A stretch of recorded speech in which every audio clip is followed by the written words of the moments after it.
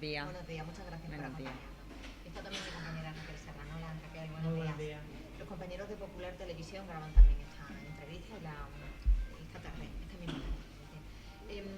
Estábamos hablando un poco a micrófono cerrado de cómo íbamos a plantear la entrevista y estábamos comentando que mañana, si no me equivoco, se conmemora el Día Europeo de la Trata. De hecho, recientemente han organizado una jornada desde la Unidad de Coordinación sobre el tema de la trata de seres humanos, las mujeres, las niñas, sobre todo víctimas, niñas y niños. Me gustaría que empezáramos hablando un poco de este asunto porque es algo a lo que desde la unidad se le da muchísima importancia, ¿verdad, Laura? Sí, desde la unidad el trabajo de las unidades de violencia va más allá del trabajo que tiene que ver con la violencia de género en el ámbito de la pareja o expareja.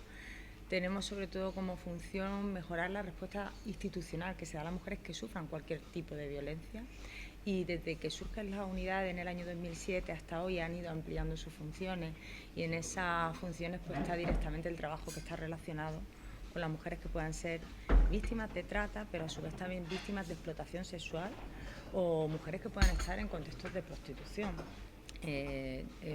Hasta hace muy poquito trabajamos sobre todo lo que tenía que ver con, como decía, con violencia de género en el ámbito de la pareja, y todo lo que tiene que ver con protección y seguimiento de víctimas a través de Biogen, información y sensibilización, pero hemos ido ampliando sobre todo a otras formas de violencia sobre la mujer, y esta sería una de esas formas de violencia, más allá, por ejemplo, de la violencia sexual en sí, o los matrimonios forzados, que también son una forma de trata.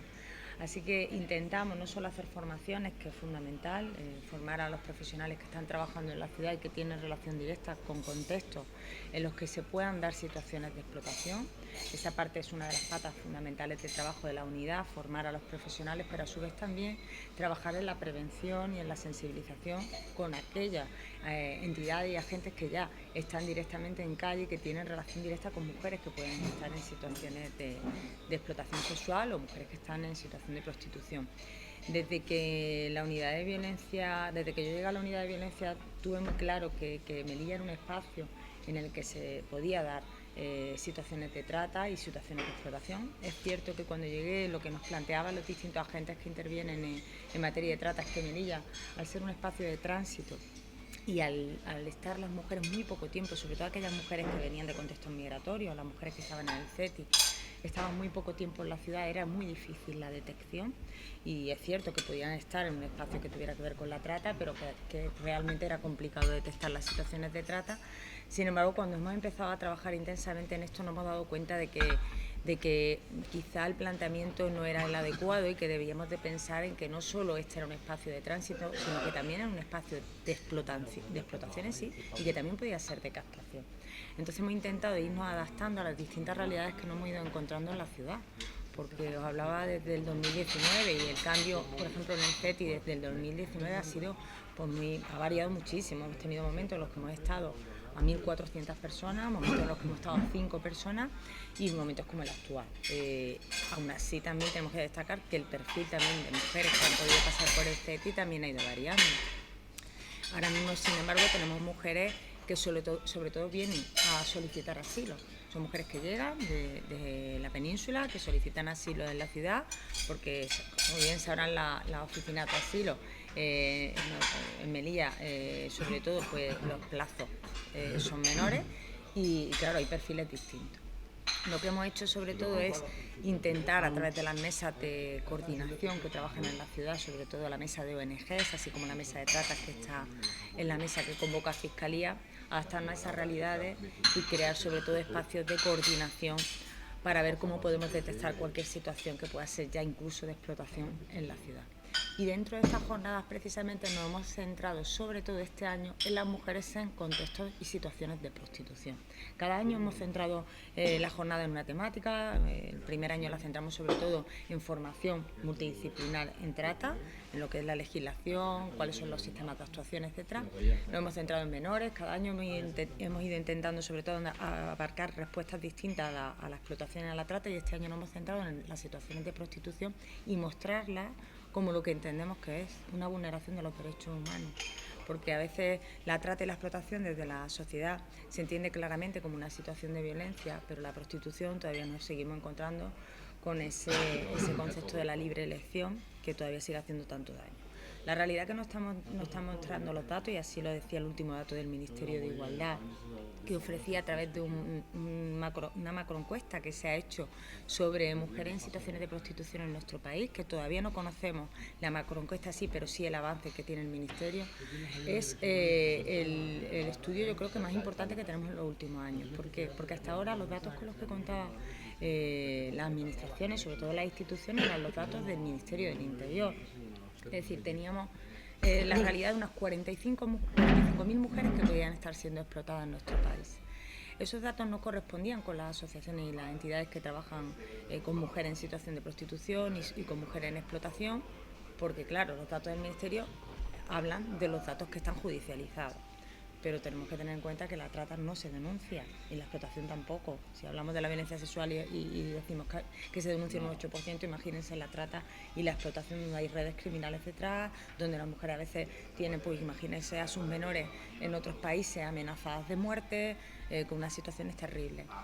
Y este estudio, sin embargo, nos plantea un dato completamente distinto al que barajábamos anteriormente. Nos habla de que en torno a 114.000 mujeres en nuestro país estarían en situación de prostitución y que más de 90.000 de esas 114.000 serían mujeres en riesgo de trata. Es decir, por primera vez nos empezamos a acercar a aquellos datos que nos daban las entidades que trabajaban a nivel local y a nivel nacional con mujeres en situación de prostitución.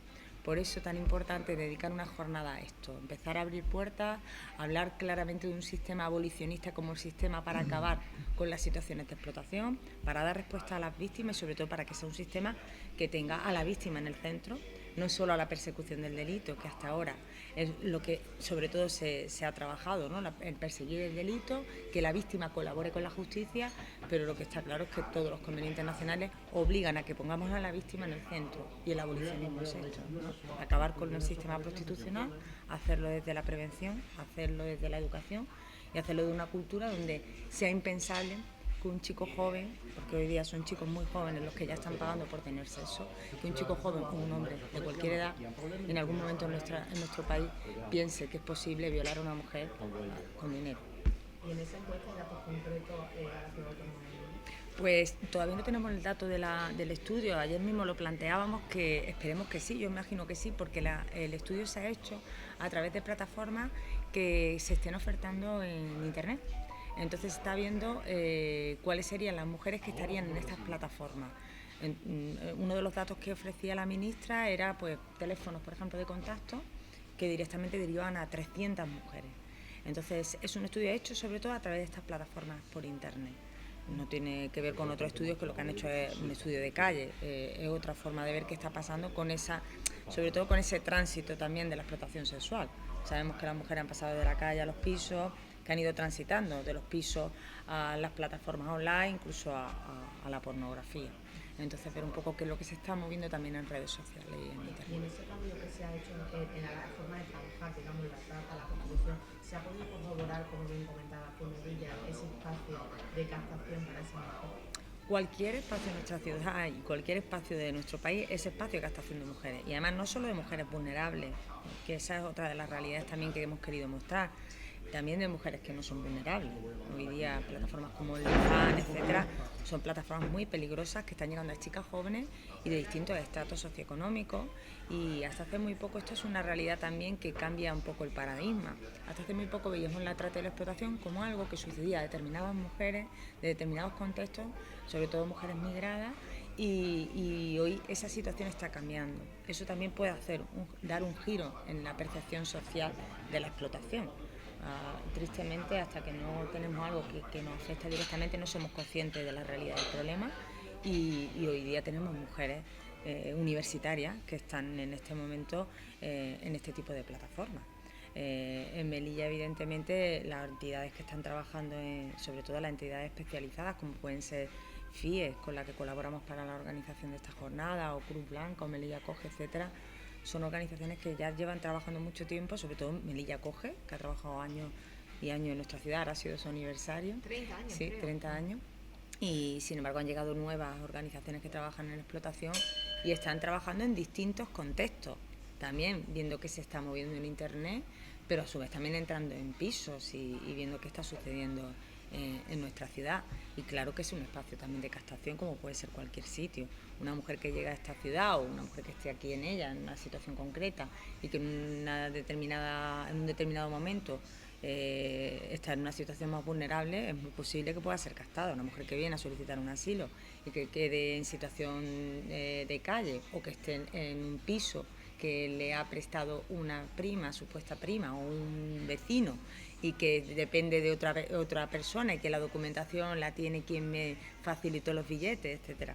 Llegan a la ciudad en situaciones bastante complicadas, y ahí es donde tenemos que ver qué puede suceder. Que lo que sí tenemos claro es que ha habido un cambio significativo en la realidad de estas mujeres, y que hace años veíamos a mujeres que estaban en situación de prostitución en calle, ahora mismo no. Real, por ejemplo. Siempre ha sido un espacio donde ha habido mujeres que estaban en calle en situación de prostitución, y ahora mismo están en piso. Y eso perjudica, por un lado, la investigación, porque es mucho más complicado llegar a ella, y por otro lado porque perjudica su situación, porque están en situaciones mucho peores, y además es más difícil conocer cuáles son esas situaciones, a no ser que las organizaciones consigan entrar a través de los distintos mecanismos a través de los cuales estas organizaciones consiguen entrar en esos pisos, ¿no? Bueno, al margen de este asunto, me gustaría que habláramos un poco también de la situación de la violencia hacia la mujer a lo largo de este año, sin dar profusamente los datos, pero ¿cómo está siendo la evolución con respecto, por ejemplo, al año anterior en cuanto a denuncias, en cuanto a mujeres que, bueno, pues han denunciado que son víctimas de la violencia de género y tienen algún tipo de protección o algún seguimiento para que, bueno, para que no sean agredidas, por ejemplo? Sí, yo siempre hago esa diferenciación, ¿no?, de los casos que están denunciados y los que no.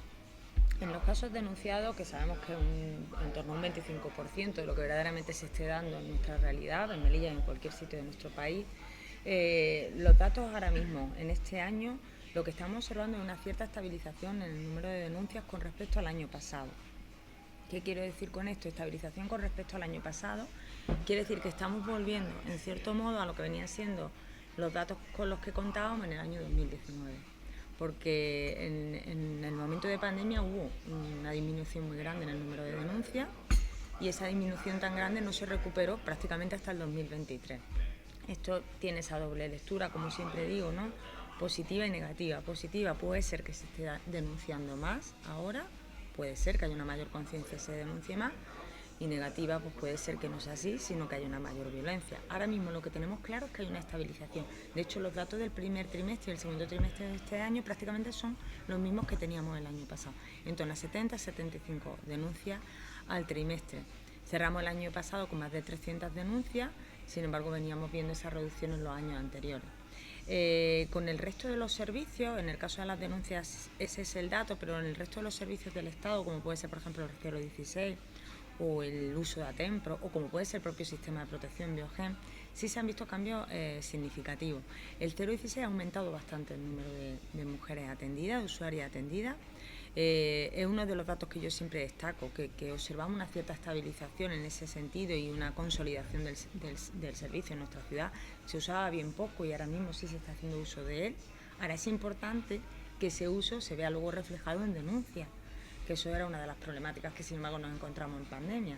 Se dispararon las llamadas al 016, hubo momentos que más de un 200%, y sin embargo no se reflejaban denuncias, y nos preocupaba qué es lo que estaba pasando. Ahora mismo sí, porque hemos tenido meses donde hay 16 llamadas al 016, y a lo mejor ese mes pues, puede haber 29 denuncias. Bueno, la mitad puede ser un dato más o menos asumible, pero cuando teníamos 7 denuncias y sin embargo había habido 15 llamadas al 016, nos preocupaba que eso no se denunciara.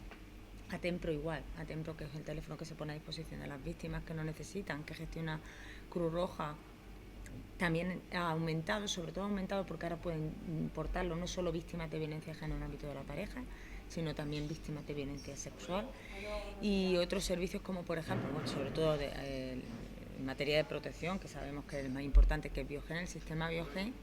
Ahora mismo tenemos en la ciudad más de 240 casos activos en Biogen, eso es un número altísimo.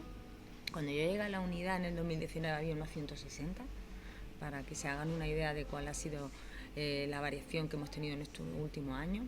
Y es una variación que se debe, porque no es tanto al número de denuncias como he podido comentar, que ahora mismo estamos volviendo a las del 2019, sino a los cambios que se han dado en el sistema.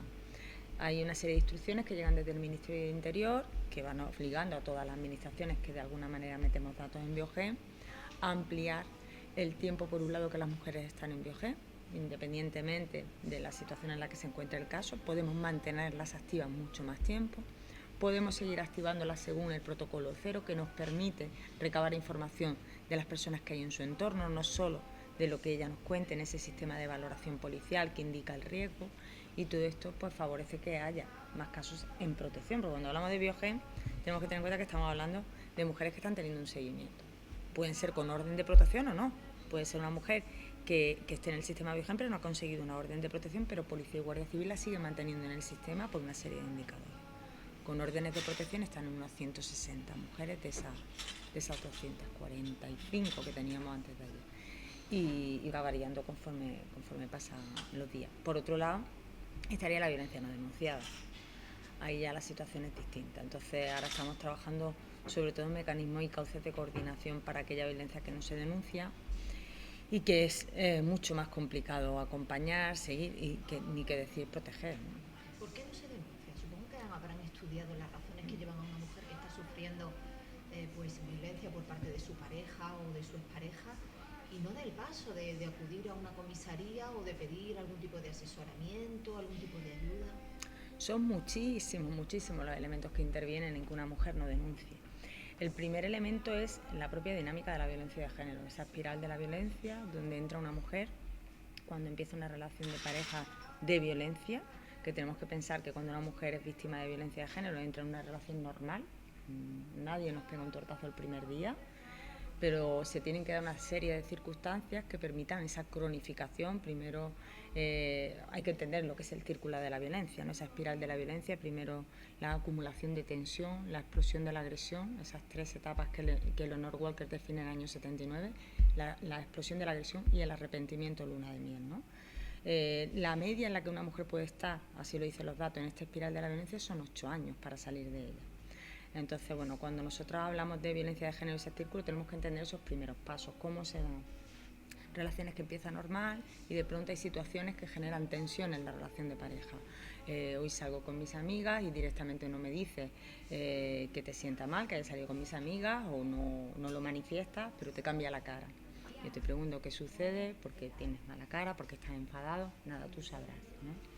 Chica joven que va de viaje de estudio y el chico no le dice nada, pero directamente dice, pues eso va a ser un aburrimiento y te va a gastar dinero en eso, en vez de salir conmigo podemos hacer un viaje este verano, ¿no? Situaciones que poco a poco van generando malestar y que en algunas ocasiones la mujer intenta modificar, cambiar, a ver qué puedo hacer yo para que esta situación mejore y para nuestra relación que estaba bien, que vaya mejor. Ahí viene pues todo lo que tiene que ver con no vales para nada después, tu cuerpo no es el que debiera, a tu amiga le queda mejor la ropa, etcétera, etcétera. O situaciones muy concretas que van de hoy comemos en casa de mis padres y cada día que es importante para mí te dedicas a cargártelo, ¿no? A decir comentarios de mal gusto, a hacerme sentir mal delante de mis amistades o de mi familia y consigues con eso que yo deje de ir a esos espacios. No me retiras directamente de mis amigas ni de mis familiares, sino que consigues que yo esté mejor en aquellos espacios donde sé que no me vas a hacer sentir mal, donde no me vas a dejar en evidencia, y ese es el aislamiento que consigue el agresor. ¿Qué consigue el agresor? Que poco a poco yo deje de ir a esos sitios y que el único que me dé un poquito de cariño de vez en cuando también sea él. Ahí todavía no estoy hablando de agresión física, estoy hablando de momentos donde se acumula tensión. Ahora de pronto un día digo hasta aquí, hoy me voy. Hoy me voy con mis amigas, hoy he quedado con mi familia, hoy voy a hacer el viaje que quería hacer. Y ese día el agresor pierde control. Ese día, ¿qué se da? Un golpe en la pared, un grito, un puñetazo. En chica joven ha tirado el patinete, pero no me ha dado, me ha tirado el móvil y me ha rozado. Ya hemos visto la explosión de la agresión. Eso acaba a veces en agresión violenta, que puede acabar en una violencia física. Después justo viene el arrepentimiento. Lo siento mucho, no va a pasar más, he tenido mal día, es que sin ti me mato, eres la madre de mis hijos, ¿cómo vas a conseguir esto? Pero es que si tú estuvieras más pendiente de mí, pero es que si tú no le dieras todo el tiempo de tu vida a tus hijos, es que si tú, nadie te va a querer, y nadie te va a querer como yo. Ese arrepentimiento, esa luna de miel, que a veces en las relaciones de pareja adulta también la viven los niños y las niñas, ¿no? Los niños que son testigos de estas relaciones de violencia también son testigos de la luna de miel, porque si no, evidentemente sabrían que su padre está ejerciendo violencia y no estarían de lleno en esa violencia. Esa es la espiral continua, de la que ya no se sale nunca. No se sale hasta que se va una de las situaciones de violencia que solo aumenta. A veces ya desaparece la violencia física, ya no es necesaria. El miedo ya está, en el momento que ya la posibilidad de la violencia exista, el miedo ya está en la relación de pareja. Mujeres que han sido agredidas físicamente una vez y ya no son agredidas nunca más, porque el maltratador tiene el poder. Eso pasó en el periodo de pandemia. ¿Por qué tantas mujeres estaban sufriendo violencia de género y no denunciaban? El poder se tenía, no había posibilidad de irte a trabajar, no había posibilidad de irte con tus amigas, no había posibilidad de separarte y el poder estaba. En el momento que empezamos a salir a la calle, una acumulación importante de mujeres asesinadas, la más importante que hemos tenido. Esa es la espiral de la violencia que hace que una mujer esté ahí. A eso hay que sumar ya la normalización a nivel social de la violencia, los mensajes que están llegando a las mujeres, esos chiringuitos de género, esas denuncias falsas. ¿Quién te va a creer? ¿A ti quién te va a creer? Y ni qué decir a aquellas mujeres que estén en una situación de mayor vulnerabilidad, o que no tengan papeles, o que sus hijos dependan de una situación económica complicada, etcétera. Son una serie de elementos. Luego, por ejemplo, sin embargo, los estudios no lo dicen muy claro. Hasta hace unos años todo el mundo hablaba del miedo, ¿no? De que las mujeres no denunciaban por miedo. Los últimos datos no nos están diciendo eso. No es solo el miedo, es el me creo que yo lo puedo resolver sola. Yo voy a salir de esta situación sola. ¿Por qué? Porque si la sociedad no está entendiendo lo que es la violencia de género y no la entiende como un problema social, y eso nos lo dice el CIS en los estudios sobre cuáles son los principales problemas que preocupan a la ciudadanía española, la violencia de género ocupa de los últimos lugares. El último, no me acuerdo si era el 25, el puesto 25. Si no preocupa a la sociedad española la violencia de género, evidentemente las mujeres, ¿cómo van a salir de la violencia? Pues piensan que tienen que salir solas. Entonces, no me van a creer, lo puedo solucionar yo sola. Y ya luego viene, pues evidentemente, las situaciones que tienen que ver con dependencia emocional, miedo, dependencia económica. Son muchísimas circunstancias las que hacen que una mujer no denuncie. Y ni que decir que muchas mujeres dejan de creer en el sistema también. Y esto es muy importante. Dejan de creer en el sistema cuando, por ejemplo, no consiguen una sentencia condenatoria. Mujeres que han denunciado violencia de género no han conseguido una sentencia condenatoria. ¿Se sigue dando la violencia y van a denunciar? Pues nos cuesta mucho trabajo que una mujer vuelva a denunciar cuando ya ha pasado por todo este proceso. Yo siempre digo que lo más importante es que las mujeres salgan de la violencia. Tengo que hacer el llamamiento siempre a la denuncia, porque es más fácil salir de la violencia cuando hay una denuncia, porque eso nos permite un alejamiento forzado. En ese círculo de la violencia, en el momento que hay una orden de alejamiento, aunque ella esté de llena en la espiral, porque ella también va a depender y va a caer, incluso lo va a intentar llamar, si hay una orden de alejamiento ya hemos forzado esa distancia tan necesaria. Y por eso es tan importante también la denuncia, porque hay una protección. Pero como administraciones también nos interesa que ellas puedan salir de la violencia, porque a veces no quieren pasar por un procedimiento judicial, y menos cuando están de llena en el sistema de violencia. Están destrozadas, están hundidas, están agotadas, a veces agotadas económicamente, y si las empujamos de lleno al sistema judicial, no son capaces luego de continuar y es contraproducente. Entonces es muy importante que puedan, a través de todas las ayudas que las administraciones ofrecen a mujeres víctimas de violencia, aunque no hayan denunciado, salir de ella. Y una vez que están fuera de la violencia y estén fuertes, poder denunciar, porque esto es otro de los grandes problemas con los que nos encontramos. Mujeres que denuncian en un momento concreto, el momento en que no pueden más, un día que ha pasado algo gordo, que para ella ese día es gordo, que a lo mejor es el día precisamente en que la violencia no ha sido más extrema, pero han visto alguna situación que a lo mejor ha tenido que ver con los hijos y se han visto en los hijos como un espejo y ese es el día que salen corriendo. Y quizás llegan a poner la denuncia y no son capaces de verbalizar toda una vida de violencia. Y se les cae por su propio peso quizá luego el juicio, ¿no? Entonces, cuando ya quieren contar todo, ya no pueden contarlo. Es muy importante poder preparar la denuncia, eso siempre lo digo yo, poder haber ido pues, al Centro de Atención a la Mujer, organizaciones que te acompañen, haber preparado esa denuncia con tiempo, incluso llevarla escrita. Pueden llevarla escrita para poder relatar un maltrato continuado, no una situación concreta solo de violencia y conseguir sobre todo penas más fuertes. En este sentido, es tan importante que este mensaje, esto que nos está contando, llegue a las más jóvenes que están empezando las relaciones con los chavales. Internet también está influyendo mucho el hecho de que los chicos desde edades muy tempranas accedan a la pornografía y que quizás pues tratan de llevar después en su vida diaria o trasladar cosas que ven a través de las redes sociales. Por eso son muy importantes las charlas en los centros educativos. Sí, ¿No, Laura? en los centros educativos son fundamentales las charlas desde que el niño y la niña se escolariza. Hay que trabajar desde las edades más tempranas. Evidentemente, para trabajar la prevención de la violencia de género no hablamos de violencia de género directamente en infantil, pero sí hablamos de educación en valores, en igualdad, de empatía, de respeto al cuerpo, bueno, de muchos elementos que tienen que ver no solo con la violencia de género, sino también con la violencia sexual y que previenen las propias violencias que pueden sufrir los menores también fuera del ámbito de la pareja. Pero es muy importante saber también que cuando hablamos de chicos y chicas jóvenes, estamos hablando de chicos que pueden estar, y chicas, viviéndola en sus casas, que eso se nos olvida, que cada vez que entramos a un aula de 25, de 30 alumnos, lo normal es que en ese aula haya una media de 3, 4, incluso 5 niños que puedan sufrir la violencia de género en sus casas. Entonces, no solo vamos a entrar para prevenir o actuar en casos de violencia de género de niñas que la puedan estar sufriendo en sus casas con sus parejas, sino que es que también tenemos a niños y niñas que la están sufriendo con sus madres en sus casas. Los datos ahí son muy, muy claros. La macroencuesta del 2019 y el último estudio de María José Díaz Aguado, que para mí son los dos estudios con una muestra más grande de 14.000 personas, mujeres 14.000 en la macroencuesta y 14.000 menores de nuestro país de forma anónima, cuando los cogemos, son dos estudios que casan, dan los mismos datos, los mismos resultados. El macroestudio nos dice que la mayor parte de las mujeres que sufren violencia de género tenían hijos menores, más de un 80%, y que los hijos menores estaban sufriendo la violencia de género con ellas y la estaban sufriendo física o visibilizándola. Pero es que cuando cogemos el estudio de los menores nos dicen lo mismo, que la mayor parte de estos menores han conocido la violencia de género 4, incluso ya de cada 10, por circunstancias que han vivido propias en sus familias. Es decir, tenemos un dato muy alto, es en torno al 25-30% de los niños. Entonces, en las clases vamos a tener a menores que están sufriendo violencia de género. Hay que entrar con mucho cuidado y sabiendo muy bien lo que decimos.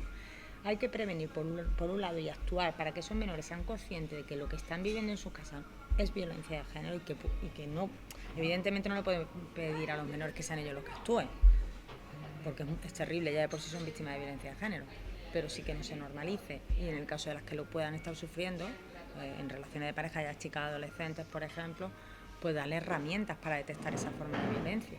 Ahora mismo lo que nos estamos encontrando es que la mayor parte de las niñas no reconocen haber sufrido violencia física, un 6%, dice que ha sufrido una violencia física, sin embargo cuando hablamos de violencia de control hablamos casi del 40%, es decir, que se están dando formas de violencia terribles, que es el control, que es la antesala luego a la violencia física, y sin embargo dicen que no ha habido violencia física. Yo esos datos también los cojo con pinzas, porque cuando yo he hablado de esa explosión de la agresión, he hablado de me ha tirado el teléfono pero no me ha dado, es una violencia física. Ha tirado el patinete y me ha rozado los tobillos, es una violencia física.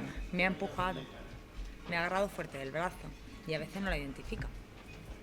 Entonces, bueno, tenemos que trabajar con las menores y con los menores, está claro, con ellos para prevenir y para trabajar con ellos sobre todo nuevos modelos de masculinidad y con ellas también, porque yo creo que corremos el riesgo de que todo lo que están aprendiendo en redes sociales y en todo, en música, en televisión, esté calando mucho más fuerte que cada mensaje que podamos hacer y cada campaña que estamos haciendo. Ahora mismo, como bien decía, el tema de la pornografía. Hablábamos de violencia de género en el ámbito de la pareja, pero el dato sí que es muy alarmante en violencia sexual. No hemos visto un incremento exponencial en violencia de género en adolescentes, pero sí lo estamos viendo en violencia sexual. Y así lo dice la Fiscalía claramente, y las relaciones directas con la pornografía. Por eso se están iniciando ahora una serie de mecanismos en prevención que hasta ahora no nos habíamos planteado. Sí, algunos sí nos lo estábamos planteando, pero vamos a tomar medidas, porque estamos llegando ya muy tarde. Los niños están llegando, el último estudio nos dice, con 8 años a la pornografía. Con 8 años. Hace unos años hablábamos de 10, ya hablamos de 8. La mayor parte de ellos están llegando de forma fortuita, sin querer. Entran en internet y de pronto les aparece. Y si vemos que el 90% está viendo pornografía y el 90% de los padres dicen que sus hijos no saben que ve pornografía, estamos totalmente perdidos, desconectados de la realidad de nuestros hijos. Están aprendiendo las relaciones sexuales. ¿Qué es una relación sexual? La están aprendiendo en el porno y la están llevando a la práctica en las relaciones de pareja. Y se encuentran con que esa es la realidad en que las relaciones de pareja no es lo que una mujer quiere. O mujeres que deciden que eso es lo que quieren porque es lo que han visto y entienden que es la realidad del porno. Y con relaciones de violencia en sus relaciones de pareja. Me ha tirado del pelo, me pega. Esto nos están diciendo las niñas para tener una relación sexual. O hacemos prácticas sexuales que no quiero realizar porque él dice que las ha visto en el porno. Y ya ni que decir, pues, todo lo que tiene que ver con las violaciones grupales y demás, que también las ven en el porno.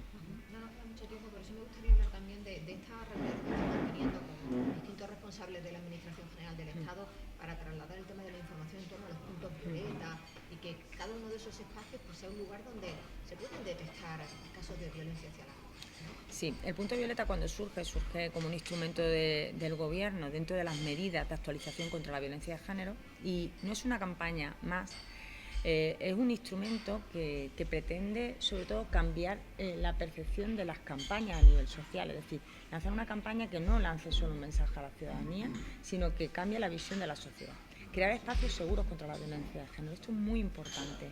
Hasta hace muy poco teníamos muy claro, de hecho, así sigue la mayor parte de los mecanismos de protección. Las casas de acogida, ¿dónde están? En espacios que nadie conoce, ¿no?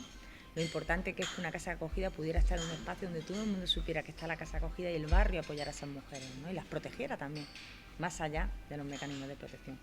El instrumento violeta lo que pretende es eso, crear espacios, entornos seguros donde siempre haya alguien que sea una mano amiga y que entienda cuáles son los recursos de violencia de género y entienda también el círculo de la violencia para no cuestionar a las mujeres. Lo que hacemos con el punto violeta ahora es extenderlo a toda la AGE. Entonces estamos ahora inmersos en estas formaciones. Este mes hemos tenido ya una, tenemos el 24 otra, ya sería la última, pero bueno, estamos abiertas a ampliarla a todas las administraciones más allá de la Administración General del Estado. Y estamos haciendo eso, no solo dar recursos para que sepan cómo actuar ante una situación de violencia de género, que también, sino también lanzar estos mensajes de sensibilización que no todo el mundo tiene y que conozcan la percepción de la realidad de la violencia desde otro espacio. Y ahora mismo estamos de lleno en lo que es la Administración General del Estado. Hemos implicado a responsables de igualdad de todos los centros educativos también, que estuvieron el pasado día 9, y estamos también de lleno en la hostelería y el ocio nocturno. Nos está costando ahí un poquito más, pero porque es difícil, tienen los horarios que tienen, están siempre bastante hasta arriba de trabajo y vamos a volver a impulsar a ver de qué manera podemos conseguir sumar un número grande de espacios que puedan ya entrar de lleno en estos puntos violeta y esa formación, que no tiene que ser una formación muy larga, pero por lo menos que tenga los principales recursos de la ciudad, cómo actuar ante distintas formas de violencia de género, la sensibilización general de la violencia de género y que empiecen a actuar, que tengan personas referentes en sus sitios de trabajo. Laura, de cara al 25 de noviembre, ¿cuál va a ser ese programa de actividades de iniciativas que se va a impulsar desde la UNED? Sí, de cara al 25, yo como siempre os digo, siempre estamos en un 25 de noviembre, entonces prácticamente las actividades del 25 ya empiezan en septiembre. ¿Qué es lo que hemos iniciado ya? Que todavía ni siquiera se ha anunciado, pero yo ya lo digo. Han empezado ya las maletas violetas, ayer mismo ya estaban en marcha las 2 maletas violetas que van por todos los centros de la ciudad. Tenemos ya pendiente una formación que se va a dar, y aunque no lo he anunciado lo puedo decir, el día 14 de noviembre, una formación multidisciplinar en violencia de género. Volveremos a retomar el concurso que llevamos a cabo el año pasado. El concurso se acabó contra la violencia de género con los centros educativos, que además tuvo unos resultados muy buenos y lo vamos a retomar también. Tenemos por otro lado todas las actividades que tienen que ver con las meninas, nuestro reconocimiento en meninas que concedemos cada año a personas o instituciones, así como administraciones que destacan por su labor en la lucha contra la violencia de género. Y estamos de lleno en todas las formaciones profesionales más allá de la AGE. Por ejemplo, el jueves tenemos formación al profesorado que entró a formar parte del Ministerio de Educación y Formación Profesional como funcionario ya definitivo. Tienen una parte en violencia de género y una parte en igualdad. La parte de igualdad se le ofreció ayer y el jueves tienen 4 horas de violencia de género. Todo esto ya es hasta finales de diciembre un sin parar, sobre todo de formaciones y formaciones también con las organizaciones y con las entidades.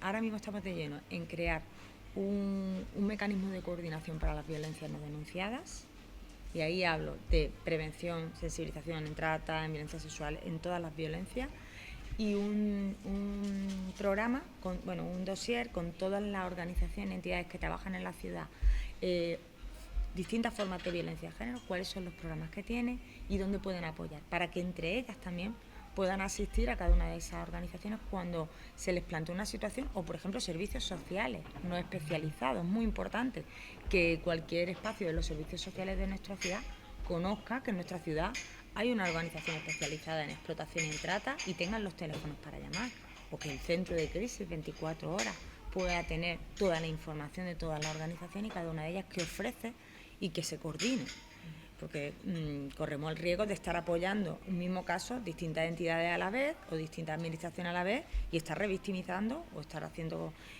actuaciones que puedan ser contraproducentes. Aquí lo tenemos que dejar, ya no tenemos tiempo para más.